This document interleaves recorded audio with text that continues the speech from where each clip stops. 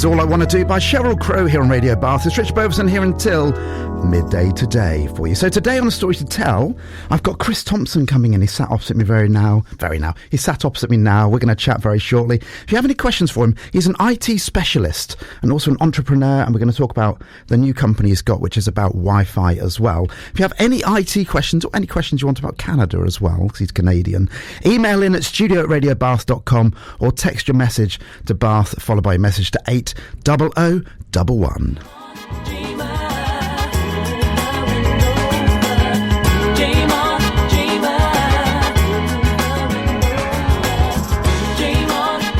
Now, some days you kind of wonder if things are sent to try you, and this is one of those days. Now, we've got Chris Thompson here. He's an IT specialist. We've just had a problem with the computer. And the classic thing, Chris, isn't it, is that you turn it off and on again. Absolutely. And we tried that and it didn't work.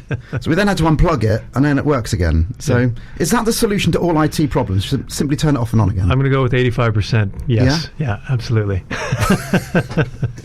Anyway, so on A Story to Tell today, we've got Chris Thompson. If you hear my voice going slightly, by the way, I've had a bit of a chest infection the last few days. I can hear the collective R going everywhere.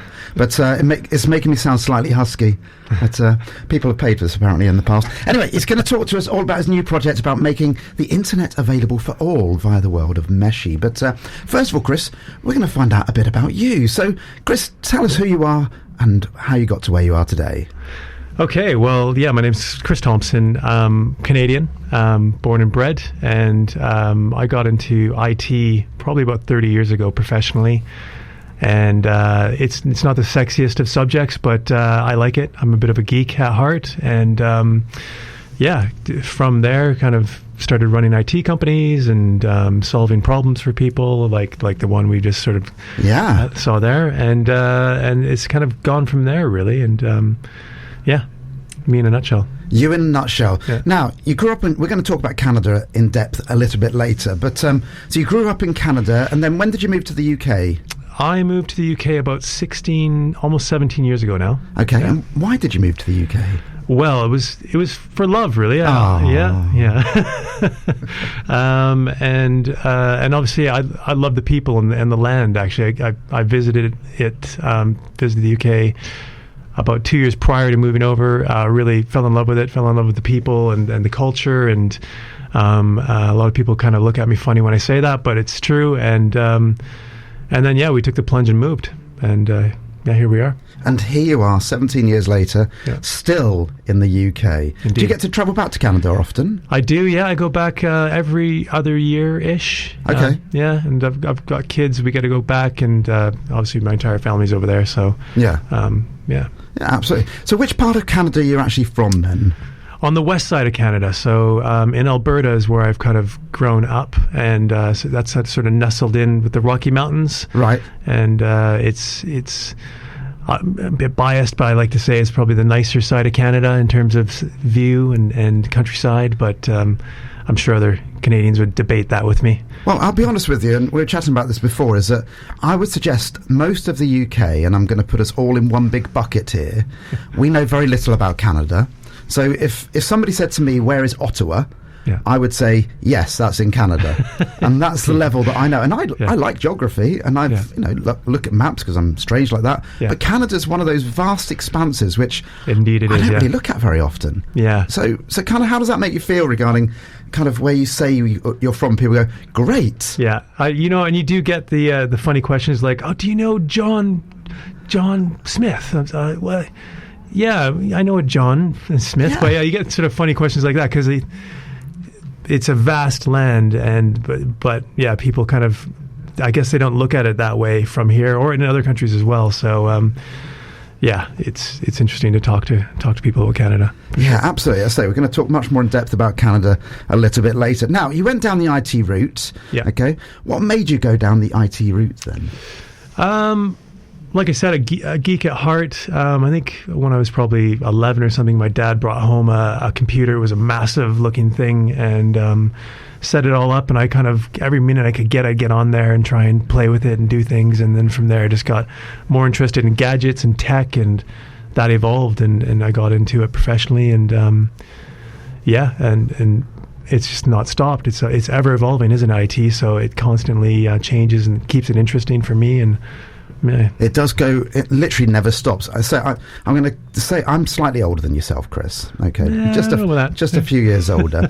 Now, my memory back in this must be in the 1980s. I remember going around to my best mate's house, and he was saying we're going to do some coding, and I'm like, great, what's that? And we spent about 6 hours typing in these random numbers into something, and eventually it brought up, I think, a stick on a screen.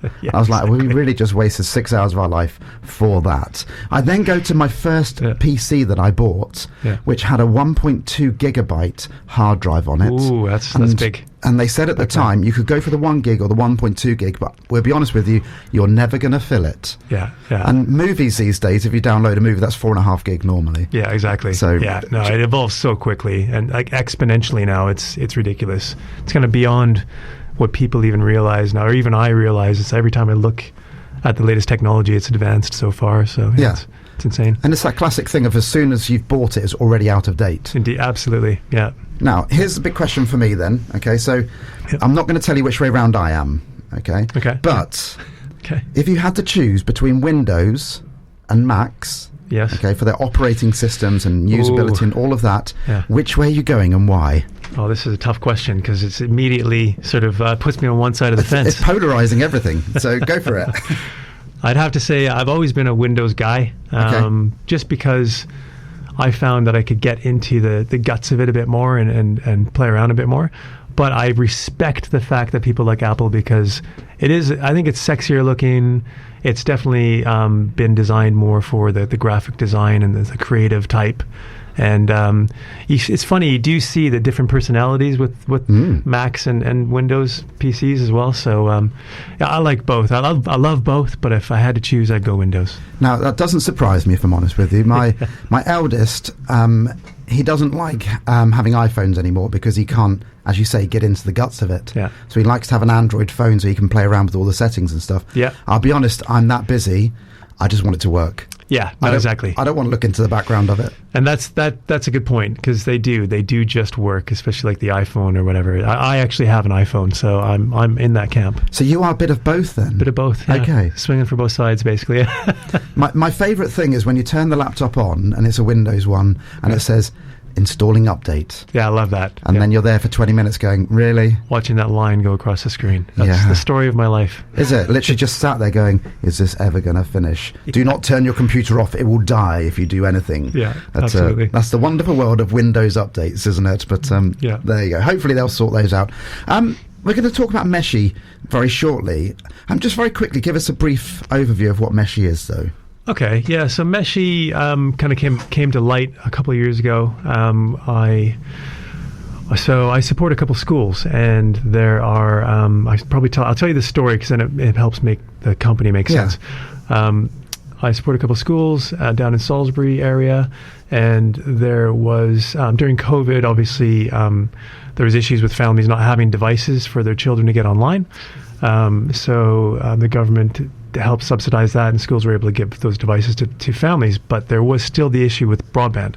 Some of the families might have had broadband, but maybe it was just a package that was limited on data, and getting 2 or 3 children online to do their homework was a constant struggle, and sometimes they didn't even have that. So it was a problem, and I realized right away that actually it was a global problem, but certainly a UK problem. So I knew of a way to create a device that could share broadband from per se the school or anywhere to these families wirelessly, so they could have access. And I kind of set a goal to build something that could actually be put into a business, a school, an organization, a home. If somebody wanted to share, they could into a sort of a larger mesh network, hence the name Meshii. And that kind of sits there, a big pool of internet available for people that can't afford it or can't get access to it easily. There's a lot of other ways it can be used, but that was sort of fundamentally the primary reason why I built the company. And it's just sort of grown from there. Now we've got, Bath especially, people don't realize there's a massive divide between lower underserved families and quite wealthy families and everything in between. But that divide is growing, and I think it's probably one of the worst in the country. And so, we're definitely focused on rolling out in Bath first and the Salisbury area, and we're making an impact already. So it's exciting. No, it sounds fabulous. Sounds like a noble thing to do, and hopefully it'll go well for you. Thank you. We're going to find more about that very, very shortly, okay? Now, we're going to have some break for music. I've gone classic Canadian Bryan Adams next, okay? Just because you're Canadian. There's no other reason for that. But when we come back, we're going to be doing some IT questions. Okay, so if anybody has any IT questions whatsoever that you can try and stump Chris with, because he's been doing this a long, long time. Yeah, please then do. Text Bath followed by your message to 80011, or you can email studio@radiobath.com. So we're back with Chris after this.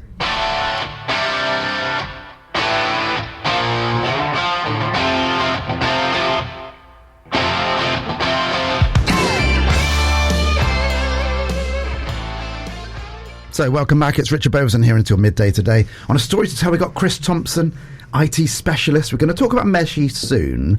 But first of all, we've got some questions all about IT itself. Okay. So first of all, I know a company recently that had a massive cyber attack. Yeah. And the reason it happened, and it cost them millions and millions of pounds to get it sorted. Yeah. They had to change production, stop production for a while. It was a major issue. And it was because somebody had clicked a link in an email. It was as simple as that. Yeah. So lots of people will be listening to this at working companies. How can you kind of tell if this is genuine or not? It's getting more and more difficult to tell, to be fair, and so it's a problem. I think it's got to be dealt with by the IT specialist for the company or the management.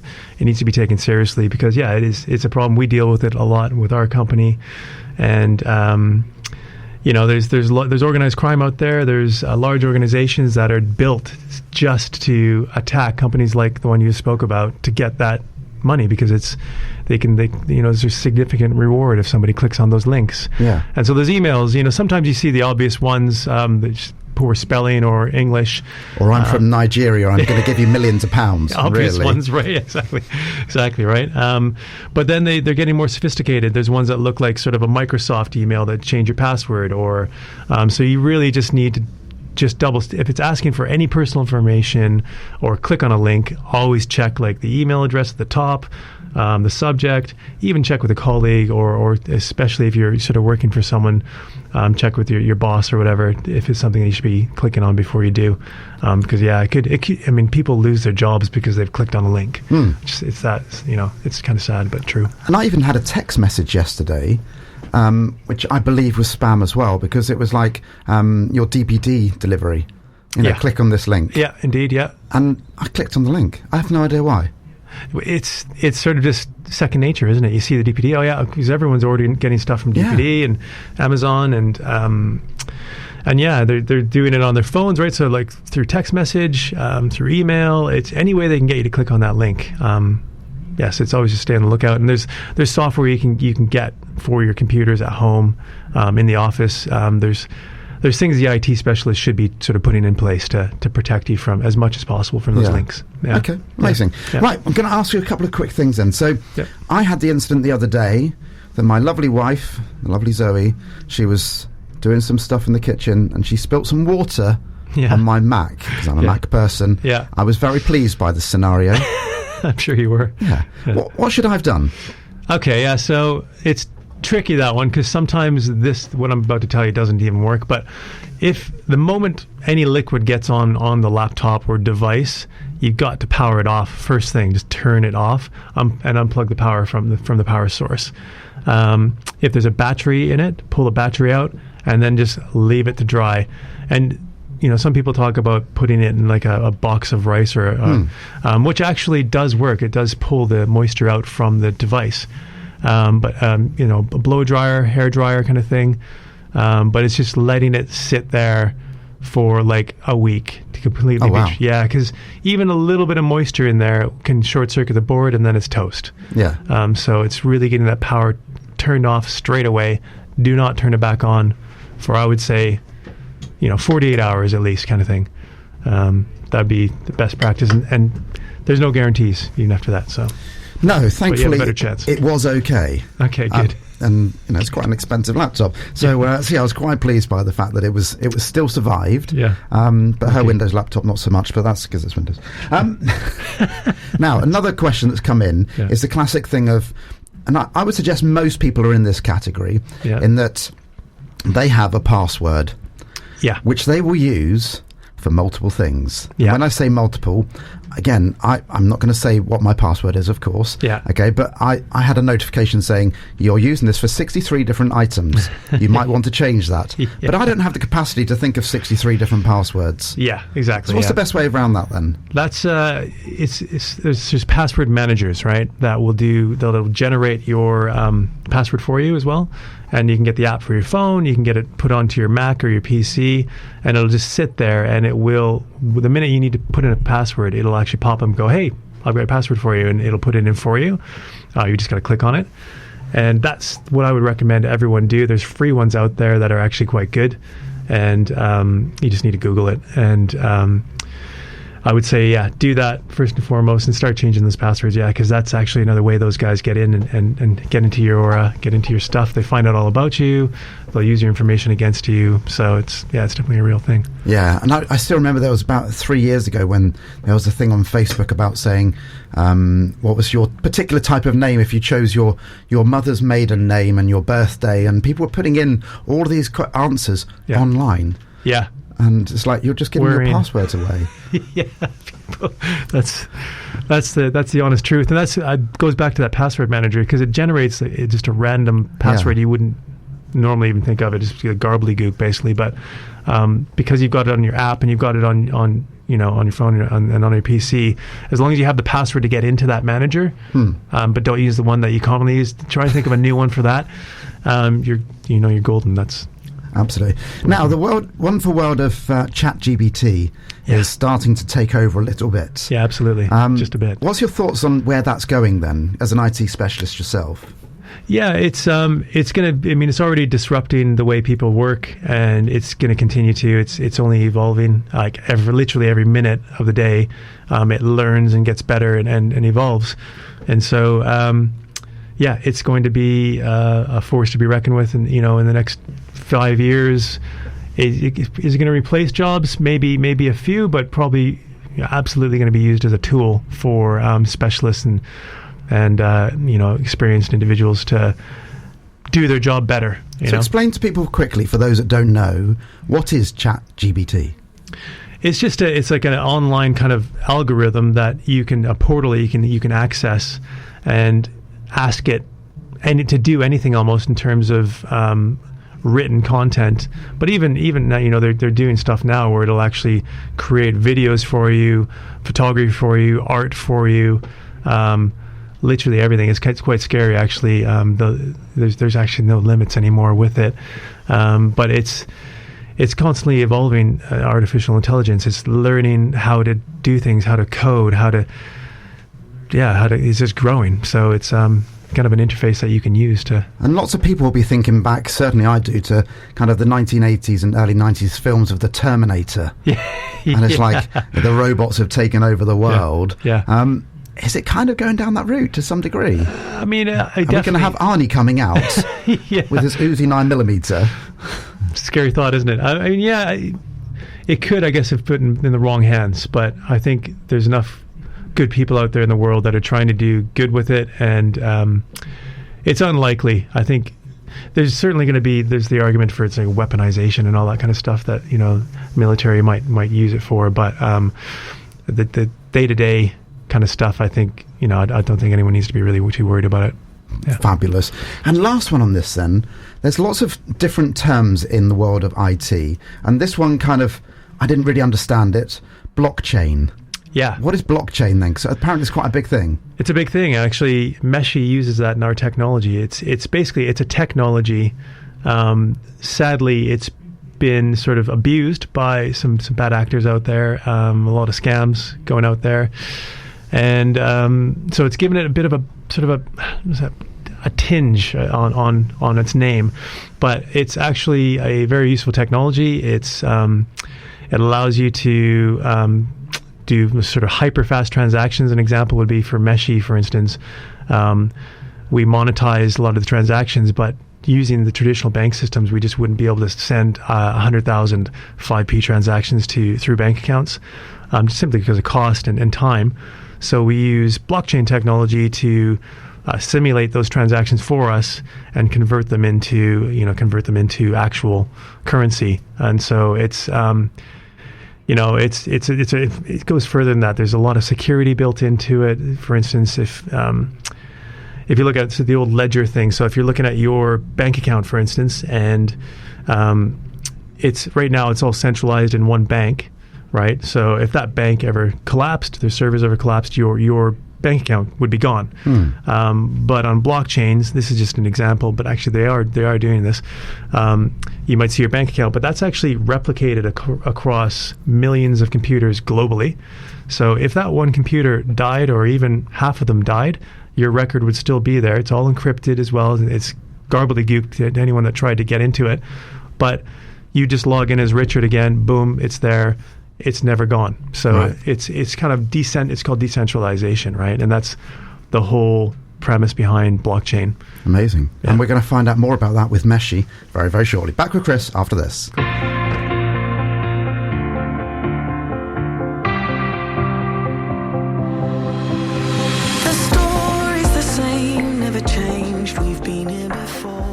If you like the way you look that much, oh baby, you should go and love yourself. And if you think that I'm still holding on to something, you should go and love yourself.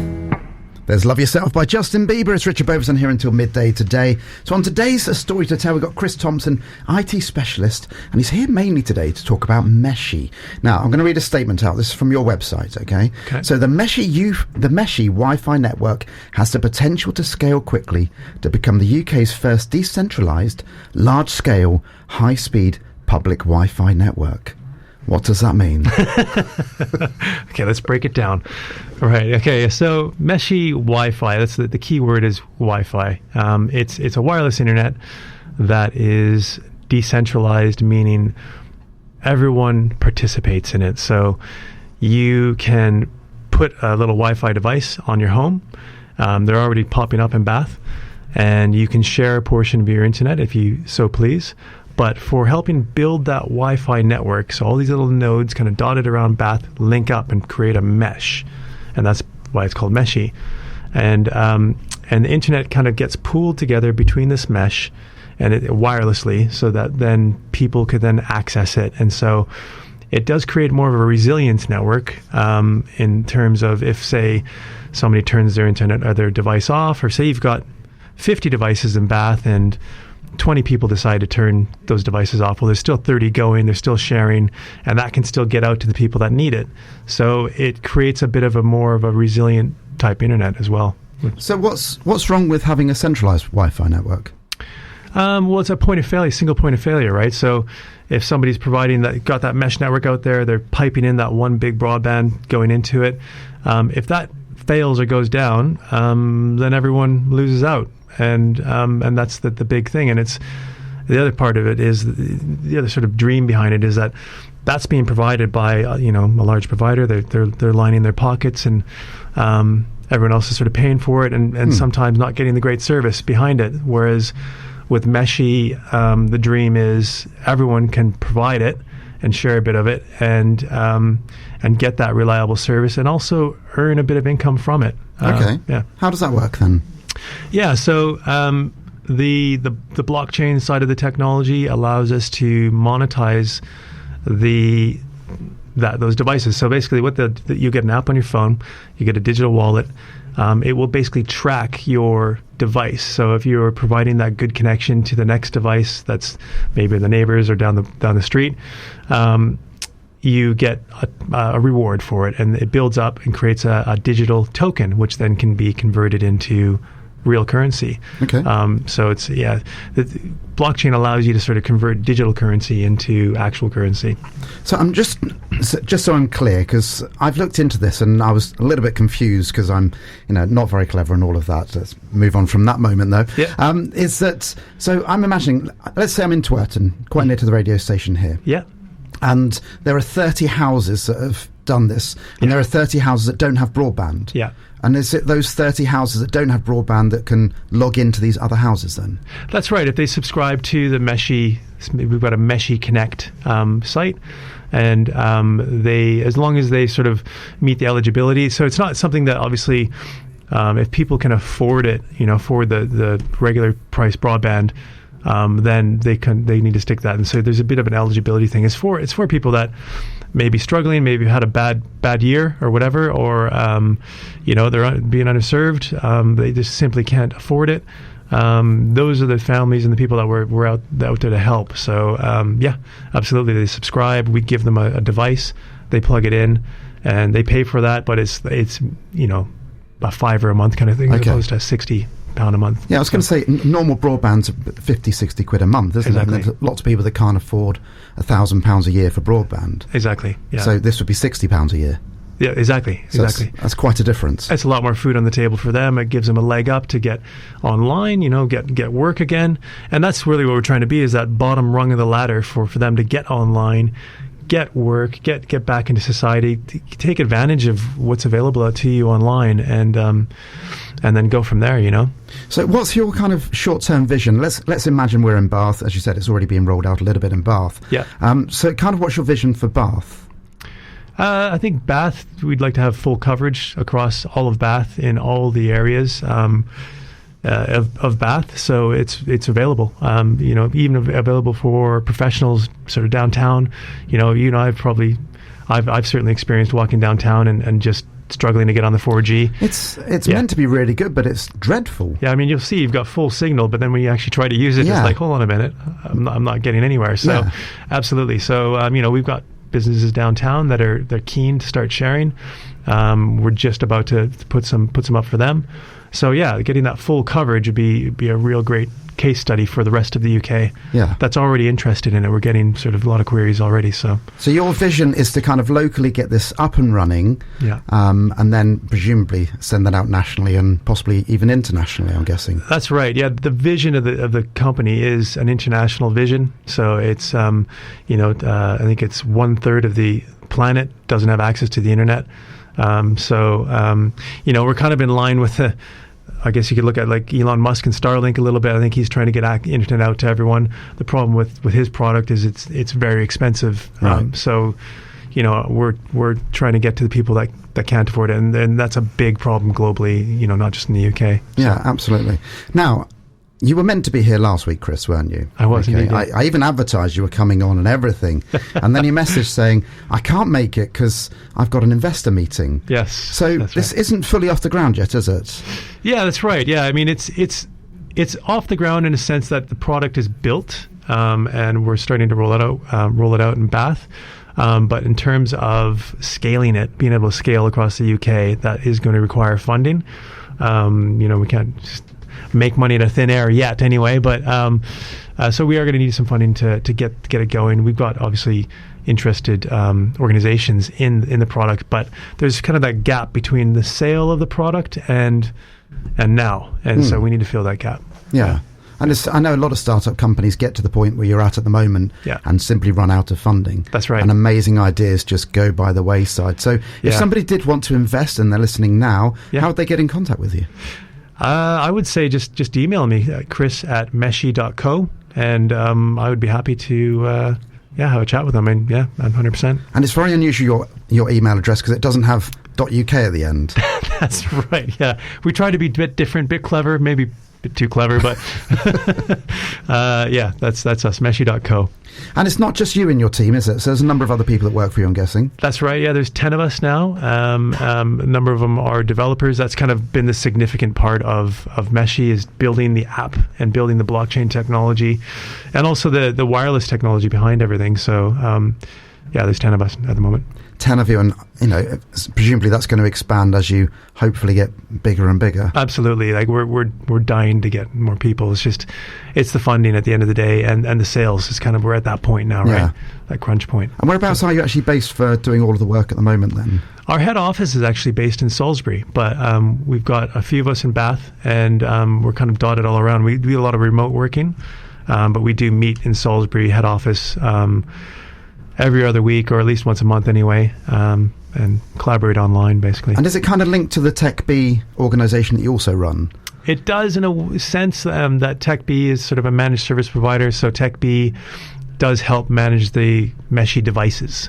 And there's a couple of technical experts in TechBee that do help with the Meshii side of things. Yeah. Okay, amazing. So if somebody wants to get in contact, remind me of the email again. Chris@meshii.co. Fabulous. So that's Meshii, and we're going to try and get internet across the world. Amazing. Great.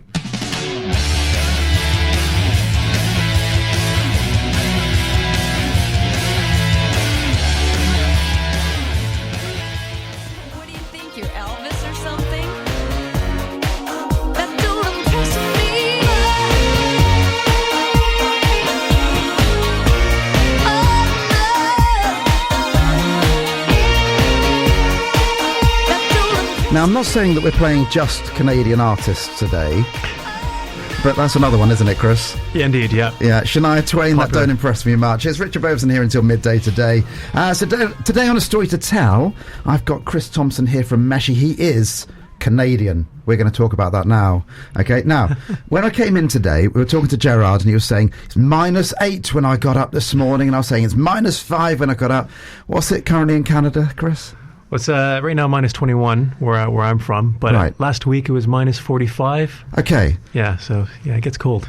That's proper cold. So how do you deal with that sort of temperature? It's all about staying inside, really. Heaters. Heaters, yeah.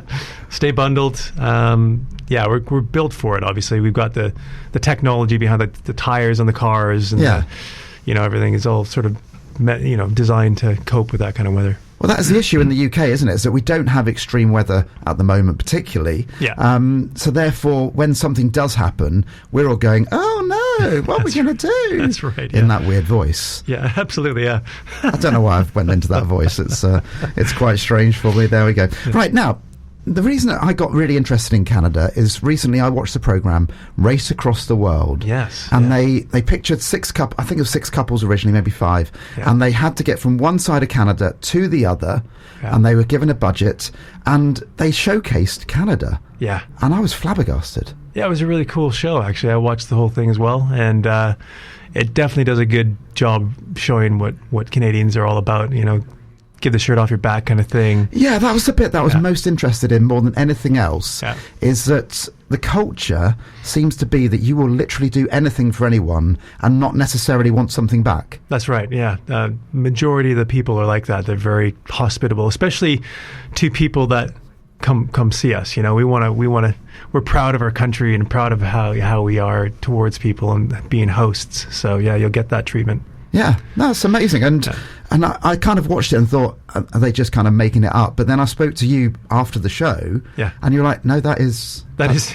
I go back still, I'm sort of flabbergasted about how friendly we are, because Canada is just a really friendly, overly friendly. I think it's beat into us as children or something. Right. But, we're really friendly. So I go back, I'm like, why are we so friendly? It's just one of those things, I guess. Because presumably that people get moody sometimes still. Absolutely, you can't be happy all the time. It's not happy all the time. Yeah, I mean, everyone gets moody, and you still have your bad days, but people will still have that kind of, would prefer to be friendly towards someone than not, I guess. Okay. Yeah. Whereas over here, when I first moved over here, I was going to ask. Yeah, what was it like? How old were you when you came to the UK? I think it was 30. So 30, okay. And you've had for 30 years people, as you say, giving their shirt off your back, or their back to you, and they'll do anything for you. Yeah. How was it moving to the UK?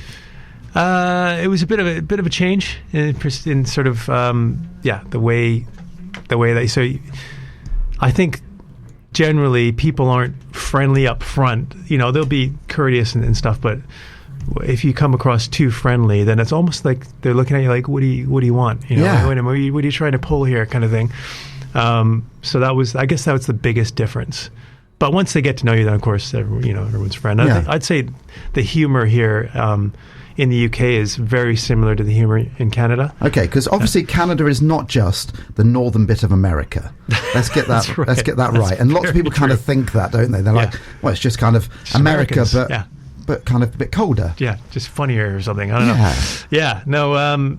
We definitely pride ourselves in being different to the Americans. Although we love the Americans, we do take the mickey out of them a lot. But that's because they're neighbors. You know, that's what you do to your neighbors. But I'd say in terms of humor, we definitely, if you go in a room with Canadians, you'll get on like a house on fire for sure. Okay.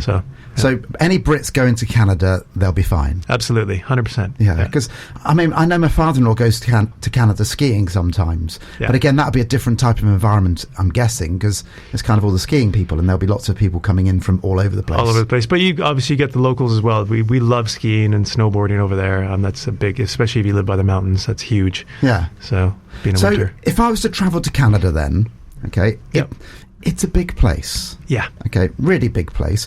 I'll be honest, I'm not great at French. Okay, even though my surname is Beauvoisin. Yeah, it's very French. That's as far as the French goes in me, if I'm honest with you. Yeah. So I'm probably not necessarily going to want to go to the real French provinces. Yeah. So where would you recommend, if I was going to go to Canada, where would you recommend I would go? Okay, I mean, from being biased now, I would probably steer you towards the west side of Canada.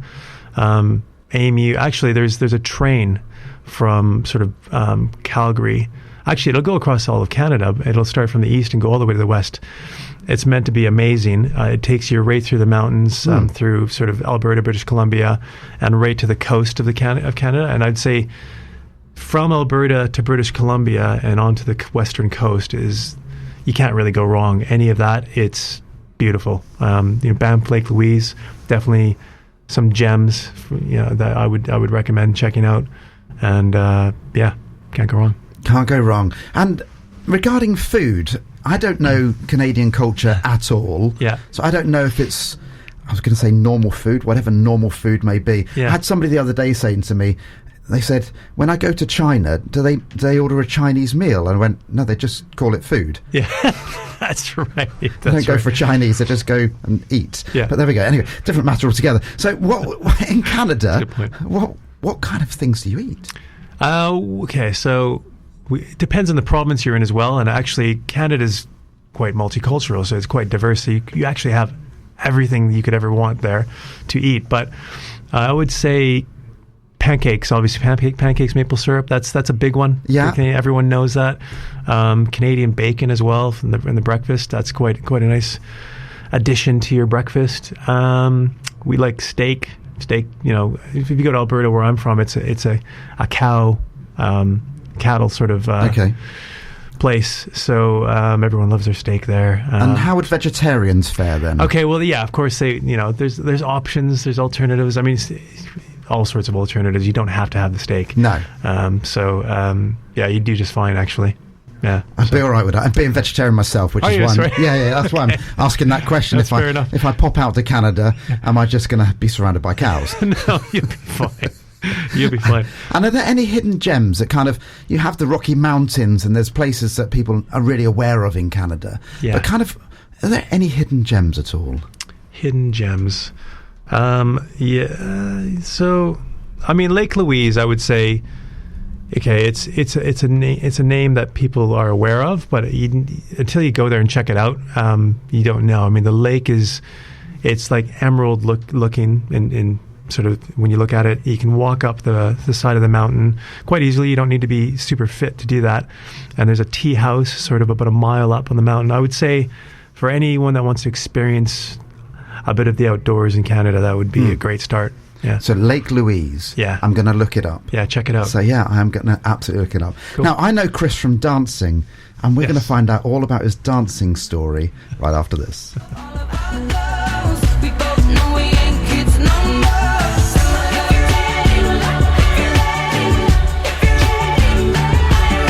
Now, I don't know that version. I danced to a different version of that, which is a little bit quicker.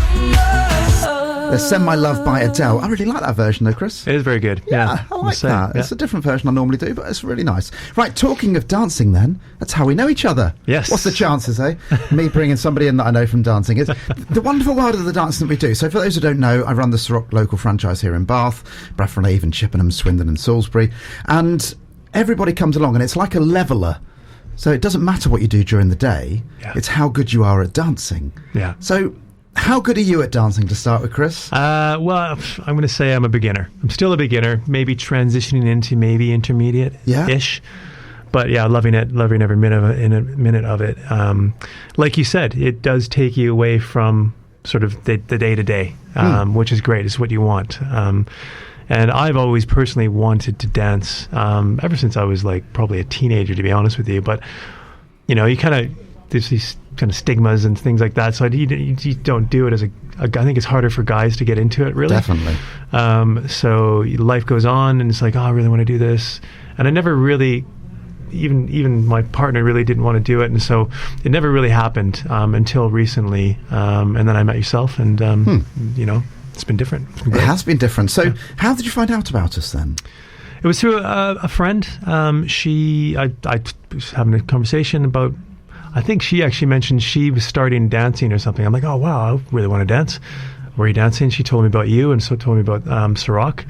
Because I kind of said, well, I've always wanted to salsa dance. Yeah. And she's like, well, actually, that's incorporated in Ciroc. You should try it, kind of thing. I love it. You know, it's been great. And how did you find it when you came? So which night did you come along first? So I did go to a beginner class in Wiltshire, actually, near Salisbury. Okay, so Wilton. Yeah. So did that first, and it was that easy. They're really good at sort of teaching the basics, you know, and then they kind of take you aside because there's a lot of advanced dancers there as well. So they did a good job of taking the beginners, myself and a few others, into a smaller room where we could go through all those steps again. And get a bit more confidence, and then come back into the bigger room again. And then the thing is, everyone was so friendly. Even the advanced dancers would let you have a go with them and kind of help you along a little bit. And so, yeah, brilliant. I mean, yeah. I've often heard that one of the scariest times is, or two occasions. First of all, when you first walk into the room and you don't know what's going to happen next.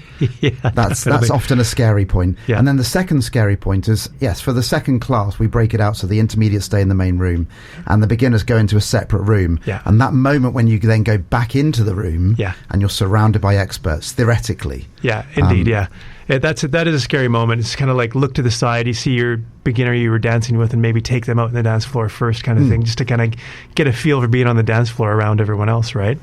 But then it's funny, you know, like it's a different kind of way I was expecting in terms of dancing with different partners as well, because people will just come up to you and say, hey, do you want to dance?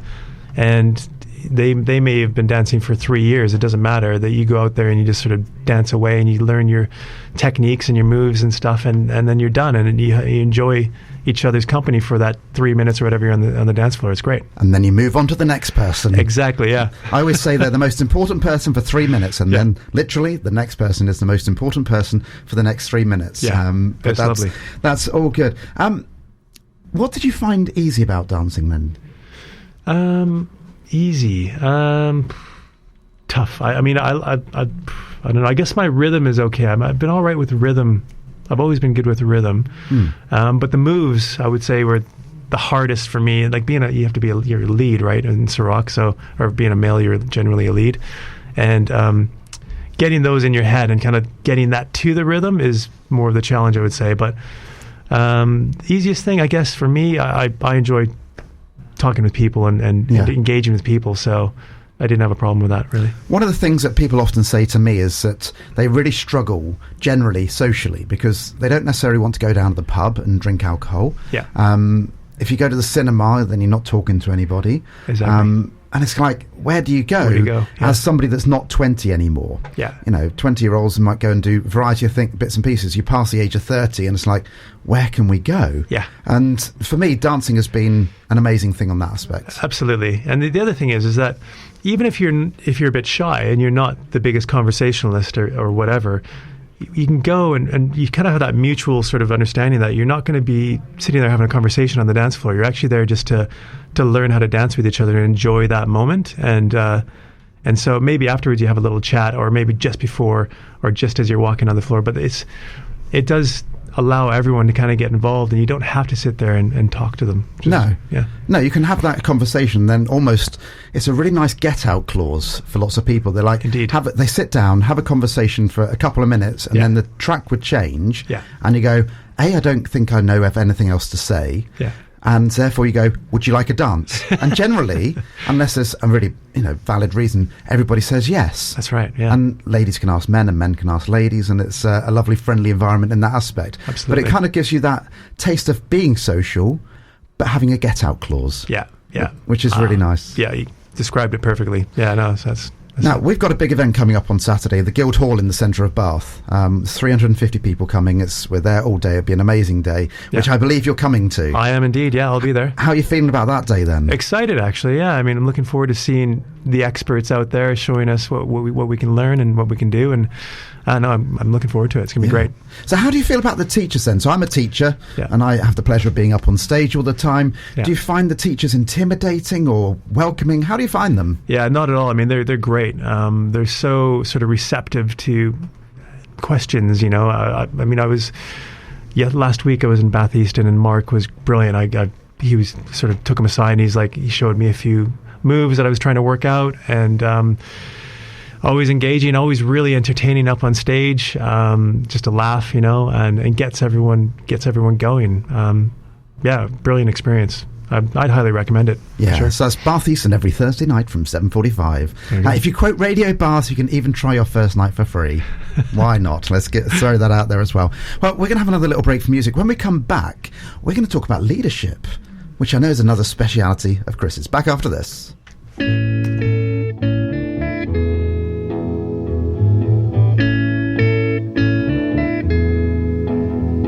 There are places I remember all my life. There's Houdini and Dua Lipa. Richard Beauvoisin here on Radio Bath until midday today.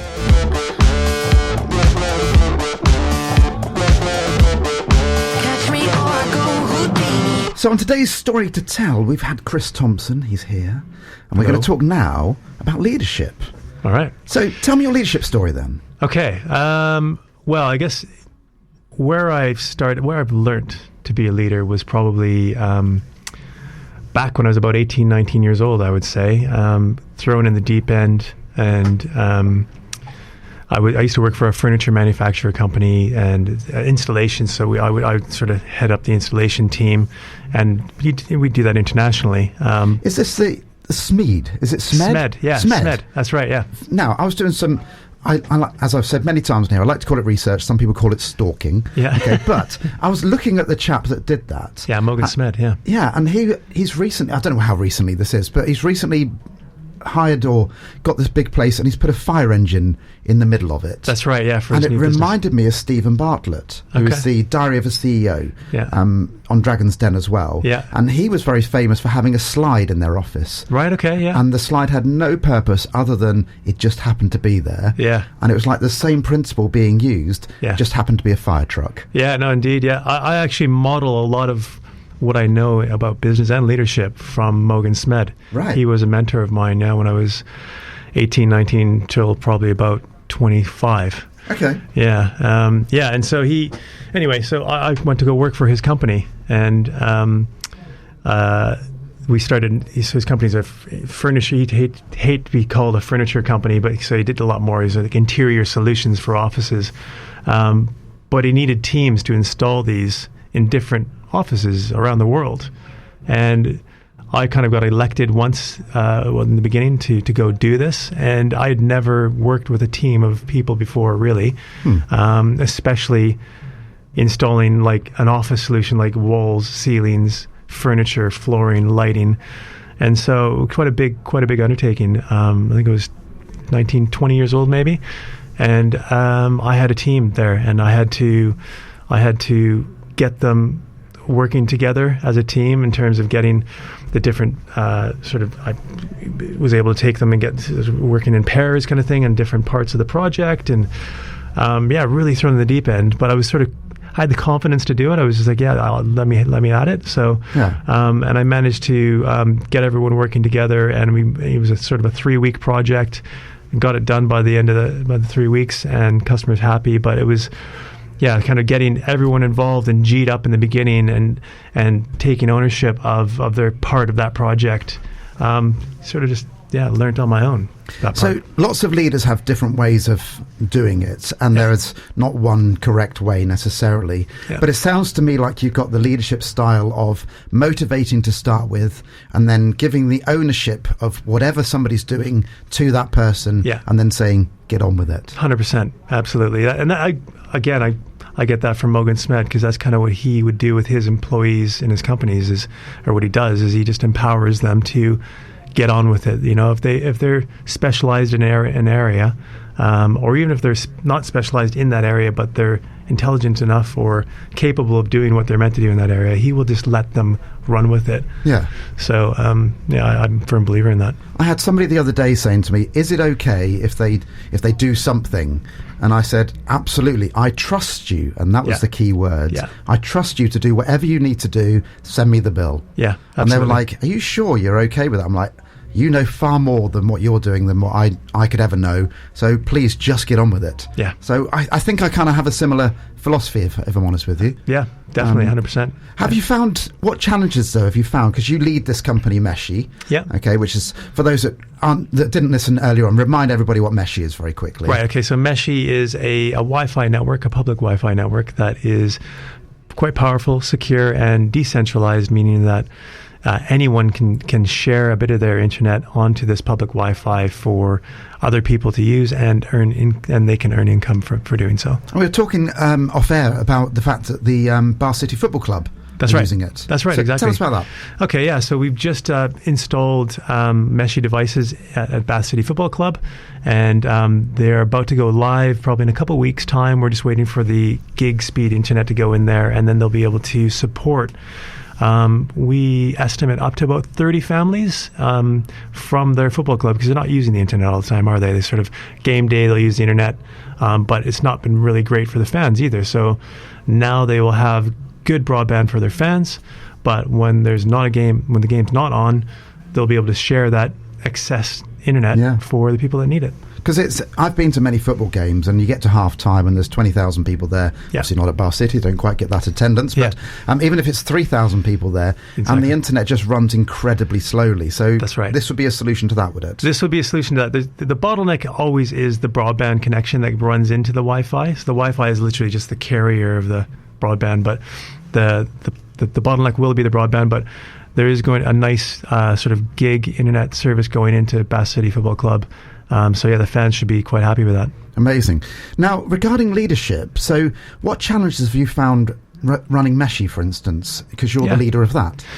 I would say the biggest challenge is the personality conflicts. So when you're running a sort of a tech company, you've got different types of personalities. Often a lot of them are more introverted, and they're more sort of really specialized and specific. Instead, I'm talking maybe software developers as an example, and getting them to collaborate and come out and communicate with the rest of the team when you need them to can be a challenge. So you've got to use sort of different tactics to kind of speak to them in their language to get them to kind of talk and communicate with the rest of the team. So I would say, that's probably one of the bigger challenges. Yeah. And it's also a lot about equality, isn't it? Now, my lovely wife, 100%. She came up with, she went to something recently, and she said, what I want you to imagine is that if you're equal to everybody and that everybody's standing behind a wall, then you give them all the same level box, so they could then look over the wall. Yeah. But you've then still got those people that are tall that can see more clearly. Yeah. So actually equality is giving everybody a different sized box, so you all end up the same height over the wall. And I thought that was quite a nice way of thinking about about it, really. That's a nice analogy, yeah. And regarding, being a leader in a company, somebody that's autistic, for instance, you'd have to manage them and give them different ways of doing it than somebody that's very extroverted. 100%, yeah. And that's actually being equal to those people as well. That's right, yeah. So, yeah, it sounds like you're doing the right things. Well, thanks, Richard. And hopefully, so you've got Bath City on Meshii, so that's kind of one project. Yeah. What about the Rec? Yes, yeah, I mentioned the Rec, yeah. So they are in talks with us. They're interested in Meshii and what it can do for the community, the social impact behind it. They have a large broadband going in there that we estimate could sort of support up to 300-400 families if they wanted to. So yeah, they're keen. We're doing tests over there now, so hopefully in the future we'll be there. That sounds amazing. Now, Chris has been in all morning. Every guest that comes in has the pleasure of doing the quick fire round, and you're no different. So, so coming back with that after this.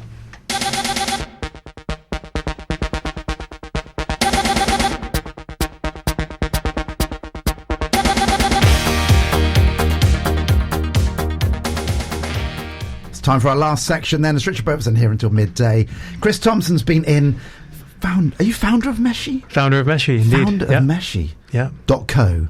So if anybody does want to invest in Meshii, because you still need investors, don't you? We do, yeah. How do you contact again? Chris@meshii.co. Yeah, nice and easy. Not .uk. Not .uk. Although we do have that domain, but .co is the email address. Fair enough. Yeah. Right, we're on to the quick fire round then. So everybody gets to know what the first question is.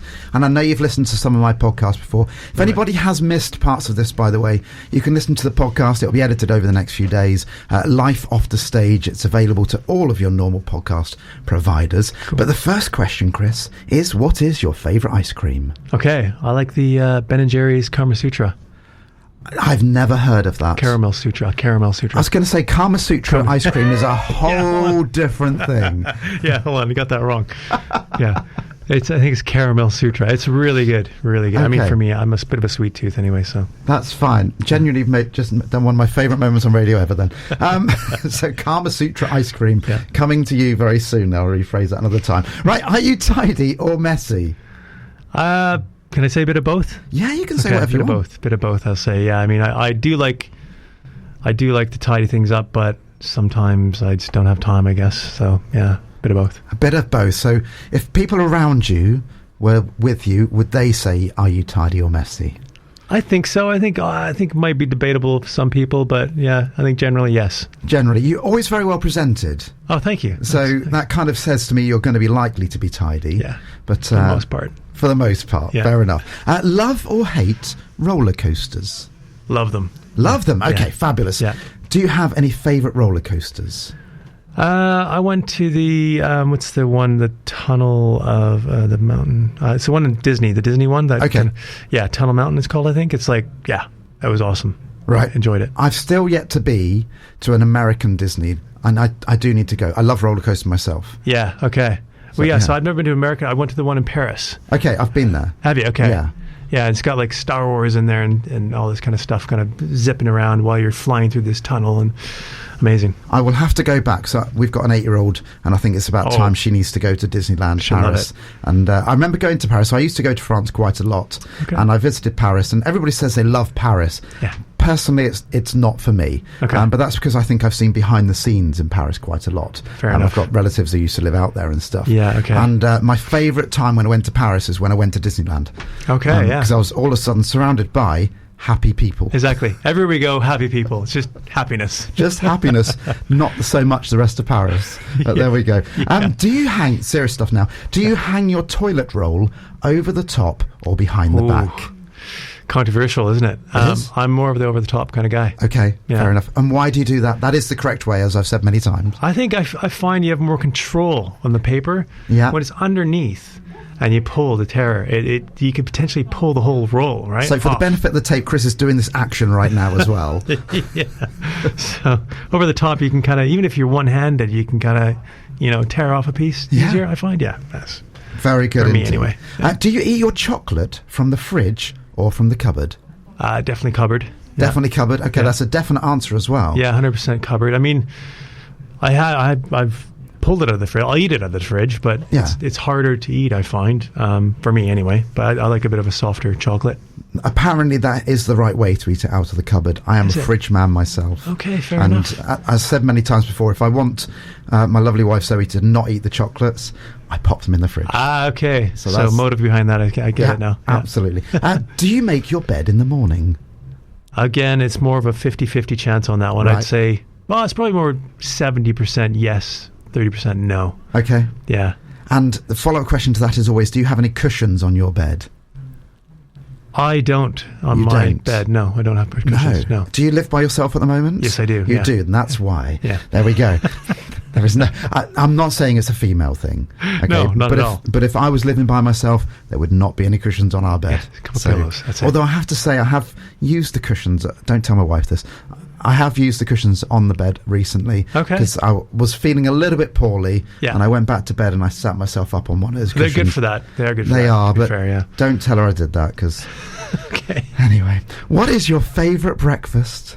Favorite breakfast? I like a stack of pancakes with maple syrup. I knew you were going pancakes. I knew it. It's an easy one for me. With maple syrup, I'm guessing. With maple syrup, 100%. It's got to be there. And bacon, a side of bacon in there. Ooh, yeah. Deadly. Very good indeed. What is your go-to karaoke song? Ooh, I'd have to say Under the Bridge with Chili Peppers, maybe. Fantastic song. Yeah. Now, I'm going to give you a very quick story on that, okay? So for many years, my lovely 8-year-old daughter, she likes lots of different music. Yeah. We've had to put up a lot recently with Becky Hill. Okay. She likes Becky Hill, and she like when we get in the car, Becky Hill Essentials goes on the radio. Fair enough. Yeah. Recently, she's been introduced to the Chili Peppers. Oh, wow, okay. And she loves the track Under the Bridge. It's a good one. It's an easy sing-along one, isn't it? Because it's not too high, not too low, which is perfect for my voice. And so how would that sound if you were going to do it now for me then? I'm not, there's no way. I'm going to need a few pints in me before that happens, Richard. I think you saw where I was going with that, didn't you? But, I saw it coming. So you're not going to give us a rendition of Standing in Line? Sadly, no, not today. Okay, no. Okay. I've tried twice. You never know. Another time. Favourite TV programme or film?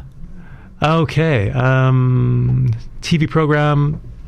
I mean, if we go back into the day, I liked Knight Rider. Oh, fabulous! Magnum PI, A-Team, that kind of stuff. Yeah, I love those. Yeah, with Kit the car. Yeah, Kit, brilliant. Yeah, he's clever. Which is scaringly almost like a normal car now. It is, yeah. With AI coming, it's definitely going to be.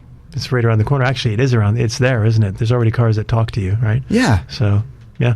Yeah, how is AI very quickly going to introduce into cars more and more then? I think, well, I mean, obviously self-driving cars are already there, but it'll get further. It'll get like, I've noticed you're hungry today, Richard, or right now, Richard. How would you like to stop? Why would they call you Richard, Chris? Sorry, yeah, sorry.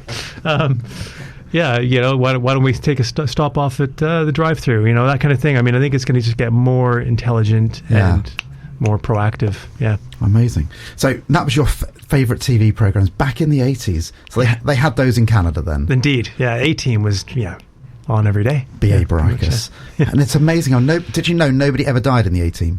That's true, actually. All the bullets and all the guns and all the explosions. Yeah. Not one person died. Good action film or show, wasn't it? Absolutely amazing. Yeah. Right. If you came back in your next life as an animal, which one would you be and why? Whew. Right, I kind of go between two here, but I definitely you can have two if you want. Yeah, okay. Yeah. Let's say you're coming back twice. I think I'd like to be like an osprey or a bald eagle or something like that, because obviously the flying element looks quite attractive to me. But certainly if you're a bald eagle, you're kind of like the top of the food chain in terms of birds. So I think you'll live longer. Yeah. So I've put a bit of thought into that one. Yeah. And then on the and they live in really cool areas as well. Bald eagles, like the Queen Charlotte's of Canada on the West Coast. Right. Absolute paradise. So that, or maybe a dolphin. A dolphin? Yeah. Fabulous. Why a dolphin then? I don't know. They're clever animals. They're friendly. They high speed. They seem to sort of live longer as well. Everyone loves them. So they do. Now, I'm hopefully going to be able to do this very quickly. Yeah. Okay, is that one of my party tricks? Yeah. Is that apparently I can make quite a good dolphin sound. Okay, wow. Okay. However, I'm not sure with how my throat is feeling today whether it's going to work, but we'll give it a go. Yeah. Whoa. There we go. There's my party trick, sounding like a dolphin. This is high quality radio. We are the only thing on right now. Anyway, moving on. Last question for you, Chris. Where is your happy place? Happy place. Wow. Okay, I'd say on the side of a mountain in Canada, snowboarding. Oh, amazing. Yeah, that does sound like with the beautiful views everywhere. Yeah, 100%. It takes you away. It's a bit like dancing, to be fair. When you're doing it, there's nothing else, right? You're just in the moment, and everything else falls away. What a beautiful place to be. Yeah. Chris, thank you so much for coming on to Radio Bath today. Hope you've enjoyed it. Pleasure, yeah, absolutely. And remind everybody, if they do want to have a look at Meshii, how they could get in contact. Yeah, you can email me personally, chris@meshii.co, or just check out the website, meshii.co, www. And it's a double I, isn't it? It's double I, yeah, actually, yes. Absolutely, yeah. So mesh and then ii.co. For intelligent internet. Oh, amazing. There you go. Thank you, Chris. We'll see you again very soon. All right, cheers.